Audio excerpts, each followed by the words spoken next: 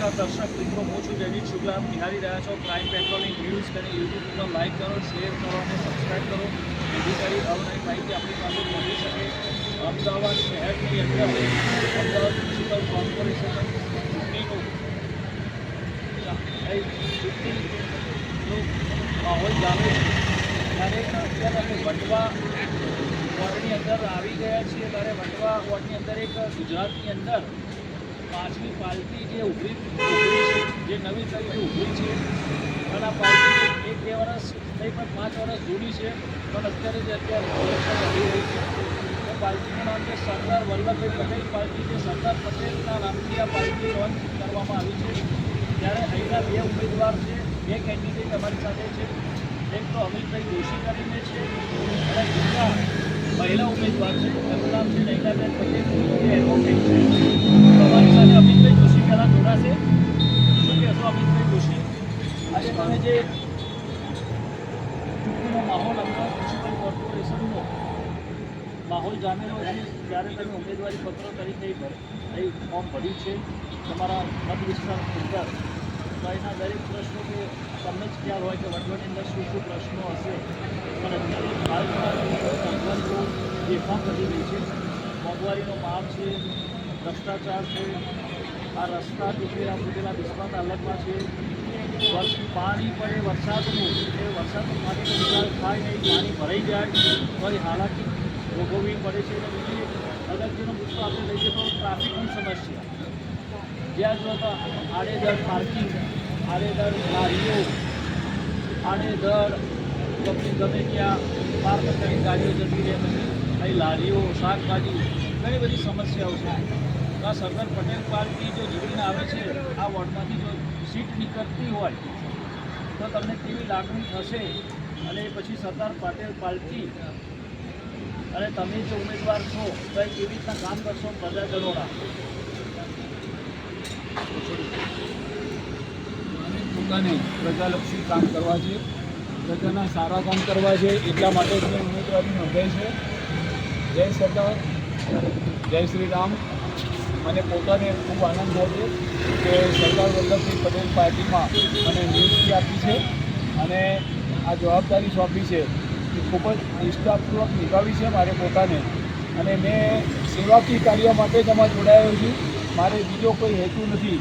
અને અત્યારે વટવામાં અમારા વિસ્તારમાં ટ્રાફિક અને બીજા ઘણા સમસ્યાઓ છે વધારે પડતી. બસની ફ્રિકવન્સીની, પ્લસમાં અહીંયા જે ટ્રાફિક બને છે એ રોજ શાકભાજી લારી અને એ બધી એટલી બધી સમસ્યાઓ છે. રોજ અમારે કંઈ ને કંઈ પ્રોબ્લેમ જ થાય છે સોસાયટીવાળા જોડે અને શાકભાજીવાળા જોડે. પછી અહીંયા બસ સ્ટેન્ડ જે ઈસનપુરમાં નાખેલું છે, એ ઈસનપુરનું બસ સ્ટેન્ડ વટવામાં નાખી દીધું છે.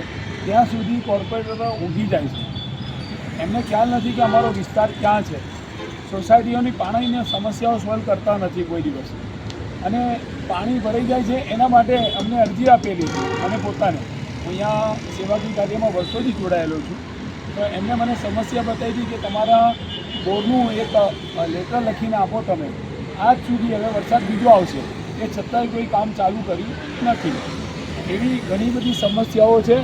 અને અમારે ચૂંટણી કાર્ડના કેટલી બધી સમસ્યાઓ છે. એટલે અમે આજે ફેરી ફરવા ગયા પબ્લિક વચ્ચે, ત્યારે અમને ખ્યાલ આવ્યો કે હજુ આ લોકોએ ચૂંટણી કાર્ડનું કામ કર્યું નથી અને ચૂંટણી લાઈને ઊભી કરી દીધી છે. એટલે ઘણી સમસ્યાઓ છે અને એ સમસ્યાઓ બીજી અમે ક્લિયર કરી શકીએ અને અમે કરવા માટે તૈયાર છે. એના માટે ખાસ અમે સેવા કરવા માટે જોડીએ છીએ. જય શ્રી રામ. એમનો ખૂબ ખૂબ આભાર માનું છું. એમને મને આ પદ આપ્યું અને આ પદ આપવા માટે મને બી નિયુક્ત કર્યો છે અને મારે ખરેખર સેવા કરવી છે. સરદાર વલ્લભભાઈ પટેલે જે કામ કર્યા છે અને એમના સાનિધ્યમાં, એમના આશીર્વાદથી જે મારે કામ થશે એ ભગવાન ભરોસે બહુ સારું કામ કરીશ. સરદાર પટેલ પાર્ટી એટલે સરદાર પટેલની વિચારધારાથી ચાલવાવાળી આ પાર્ટી કહેવાય, એવું ખરું? એ જ છે સરદાર વલ્લભભાઈ પટેલ. એટલે જ હું આમાં જોડાયો છું ખાસ, કે સરદાર વલ્લભભાઈ પટેલે 565 રજવાડા એક કર્યા હતા. એટલું સરસ કામ કર્યું. તો આજે દેશના દરેક નાગરિકો આઝાદીથી ઘૂમી રહ્યા છે, ફરી રહ્યા છે. એનું પરિણામ સરદાર વલ્લભભાઈ પટેલે છે. આટલા બધા રજવાડાઓને સમજાવવા અને આજે ભારતને એક બનાવવું, એ બહુ જોરદાર કામ કર્યું હતું. અને એ મને બહુ સારું લાગ્યું. એના અનુસંધાનમાં મેં આ પાર્ટી ખરેખર જોઈન કરી. હવે અમારી સાથે નૈનાબેન વકીલ જે મહિલા ઉમેદવાર આવે છે, શું કહેશો નૈનાબેન વકીલ? જે અત્યારે જે મહિલાઓના પ્રશ્નો એટલા બધા છે. એક તો મોંઘવારીનો માર, તમે ઘર ચલાવવું હોય એટલે ગૃહિણી કેવી રીતના ઘર ચલાવે? ગેસના બાટલામાં તમારે લાઈનમાં ઊભું રહેવું પડે છે ગૃહિણીને. પછી પેટ્રોલની લાઈનો, પેટ્રોલ ભરવા માટે લાઈનો ઊભી તારાબજાર થતા હોય છે.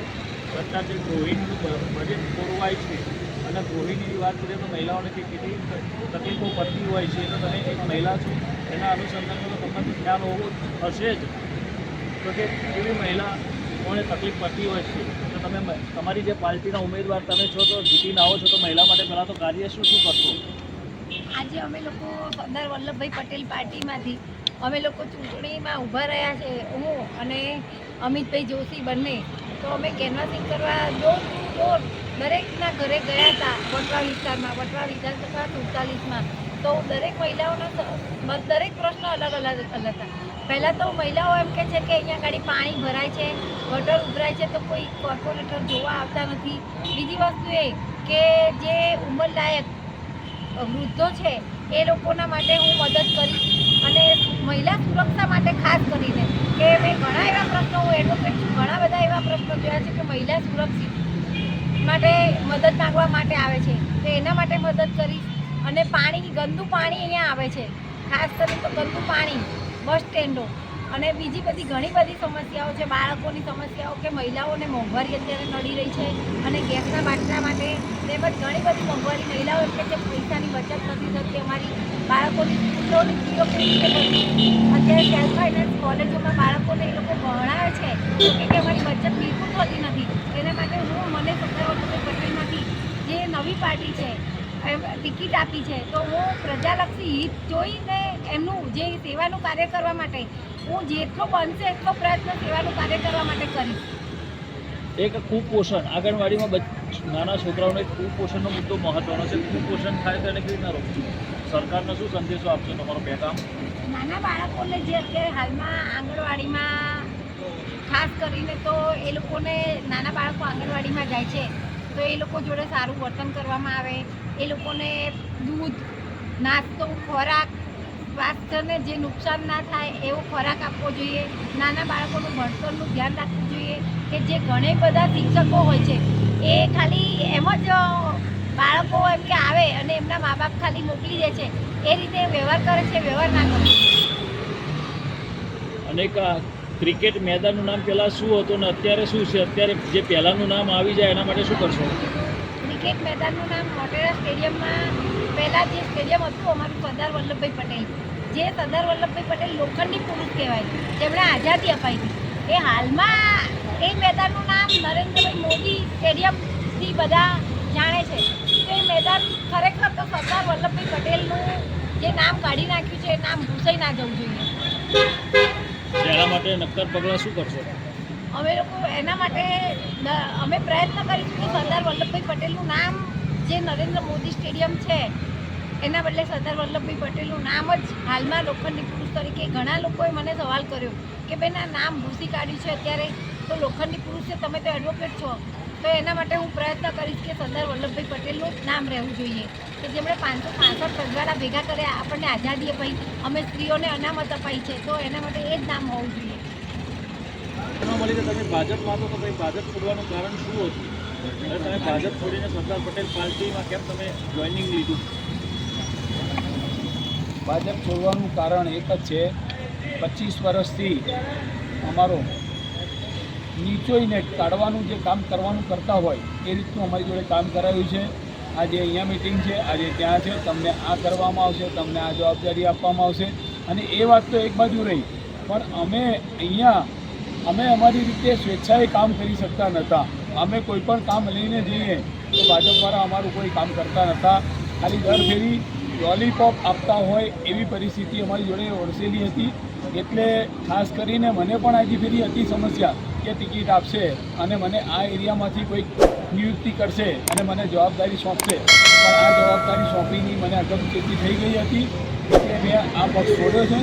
હવે મારે આ પક્ષને અલવિદા આપી છે અને મારે સરદાર વલ્લભભાઈ પટેલ પાર્ટીમાં સારું કામ કરવું છે. એનું મને યોગદાન આપ્યું છે. ખૂબ ખૂબ આભાર.